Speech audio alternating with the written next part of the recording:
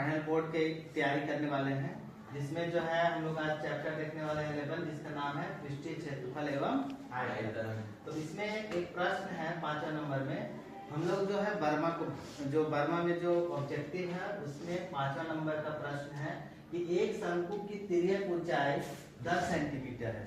इसका मतलब है आपको शंकु का फोटो बनाना है। किसका? शंकु का। तो हम लोग जो है शंकु का फोटो बनाएंगे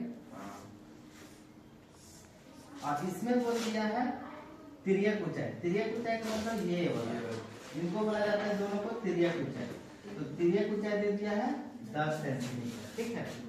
उसके बाद आधार की त्रिज्या 7 सेंटीमीटर, यानी यहाँ पे जो त्रिज्या है 7 सेंटीमीटर है, ठीक है। अब आपको पूछा है कि उसका वक्र पृष्ठीय क्षेत्रफल बताइए।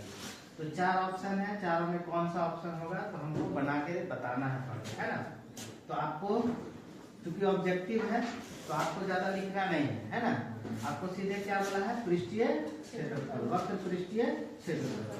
तो शंकु का वक्र पृष्ठीय क्षेत्रफल होता है फॉर्मूला पाई आर एल, जिसमें पाई का वैल्यू हमेशा याद रखिएगा 22/7 और आर का वैल्यू है 7, एल का वैल्यू हो गया 7 कैंसिल।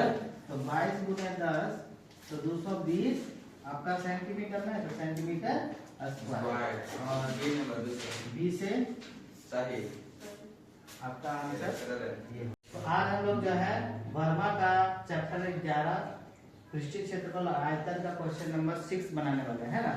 इसमें क्या बोला है कि एक शंकु की तिर्यक ऊंचाई, तो जैसे शंकु बोला तो आपको शंकु बना लेना है बढ़िया से, फोटो शंकु बना लिए। उसमें बोला है कि तिर्यक ऊंचाई, ये आपका दोनों हो गया तिर्यक ऊंचाई, ये दे दिया है 21 सेंटीमीटर, 21 सेंटीमीटर और आधार की त्रिज्या है 12 सेंटीमीटर, यानी ये दे दिया है 12 सेंटीमीटर। तो आपको बोला है वक्र पृष्ठीय क्षेत्रफल। तो शंकु का वक्र पृष्ठीय क्षेत्रफल बराबर होता है पाई आर। तो 22/7, आर की जगह पे 12 और एल की जगह पे 21 ना, 7 21। तो 22 गुने 12 गुने 3, तो 24 हाथ में 2, 24 और 2 26 गुने 3, 3 चौके 12, 3 छक 18, 1 19, 3 दूनी 6, 6 और 1 7 मीटर स्क्वायर। और आपका कौन सा ऑप्शन हो जाएगा? Option number 4। Option number 4। हम लोग जो है वर्मा टुडे का जो है चैप्टर नंबर 11 जो क्लास 9 का है पृष्ठीय क्षेत्रफल एवं आयतन, उसका जो है क्वेश्चन नंबर 7 और 8 देखने वाले हैं। और बहुत इंपॉर्टेंट प्रश्न है, तो इसको हम लोग पहले पढ़ते हैं ना। क्या बोल रहा है, एक शंकु की ऊंचाई 16 सेंटीमीटर। तो सबसे पहले हम लोग एक शंकु बनाएंगे। क्या बनाएंगे?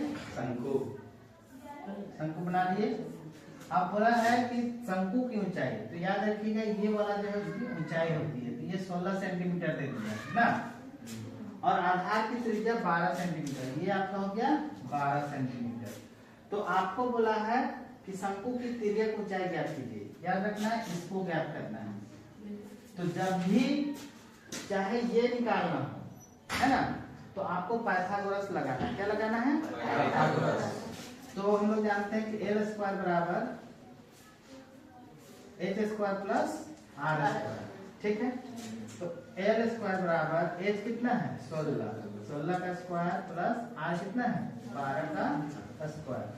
16 का स्क्वायर होता है 256, 12 का होता है 144। दोनों को जोड़ेंगे ना, तो जोड़ेंगे तो 400 हो जाएगा। कितना हो जाएगा? 400। एल स्क्वायर यानी एल बराबर स्क्वायर उधर जाएगा तो रूट 400, यानी एल बराबर हो जाएगा 20 गुने 20, यानी एल हो गया 20 सेंटीमीटर। और option number B for ball. चलिए ठीक है, तो देखने वाले हैं कि एक शंकु की तिर्यक ऊंचाई 20 सेंटीमीटर है। अब इसमें है शंकु बनाना है और इसकी तिर्यक ऊंचाई कितनी है 20 सेंटीमीटर और त्रिज्या कितना है 12 सेंटीमीटर। तो हमको निकालना है शंकु की ऊंचाई। अब एच निकालना है। क्या निकालना है? h। तो कभी भी l निकालना रहे, h निकालना रहे, r निकालना रहे तो आपको लगाना है पाइथागोरस, यानी l स्क्वायर बराबर h square plus r square. तो l आपको दे दिया है 20 का स्क्वायर, h दे दिया है, h मान निकालना है, और r कितना है? 12 का स्क्वायर। तो 20 का स्क्वायर होता है 400, h प्लस 12 होता है 144। ये इधर आएगा प्लस में है, इधर आए तो माइनस, तो h स्क्वायर, इसको घटाएंगे तो कितना हो जाएगा? 256। और इसको सीधा करके लिखेंगे 256, h बराबर स्क्वायर उधर जाएगा तो रूट। तो ये 256 किसका होता है? 16 का, तो 16 सेंटीमीटर। इसका मतलब ऑप्शन डी, इसका भी क्या हो जाएगा? Option D.